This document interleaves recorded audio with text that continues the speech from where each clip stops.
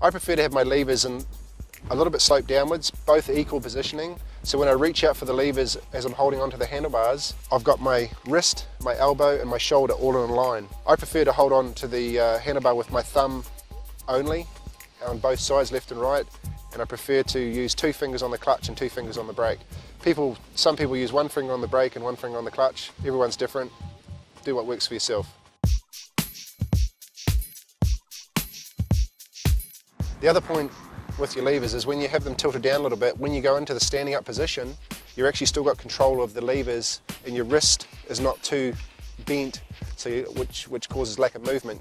You can still reach out to the levers even after you've been hanging onto the handlebars along a long straightaway. When you sit down back in the position again, it's just immediately back to the position of your wrist, your elbow and your shoulder all being equal and in that moving position, so you've got plenty of motion backwards and plenty of motion forwards. The next part is the brake pedal. The brake pedal is obviously a very important part in motocross because you use it to actually turn in the corners, and you also use it to control the bike under a load coming into the corner, which will go into another tip. My position I prefer is obviously to have it level with the foot peg. You can reach out and just dab the side of the brake, so you've got full control of the bike. If the brake pedal's too low, you've got to reach down too far, or too high, you've got to bend your ankle up too far to get the brake pedal. So when your foot is actually on the foot peg, it's level. It's a level area which you can just reach out and dab it with the side of your boot. A lot of people prefer to put the complete boot on the pedal.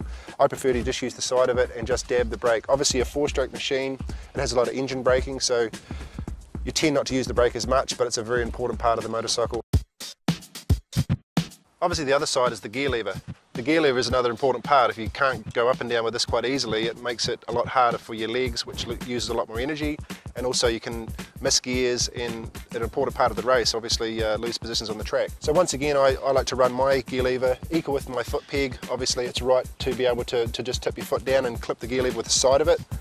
Some people prefer to put their complete foot underneath the gear lever and pull it up. Gearboxes in a modern day motorcycle now are very easy to change and are made to just slip through, obviously up and down. And with an Alpinestars boot, you have a lot of movement with inside the boot itself to be able to change the gears and to use the brakes.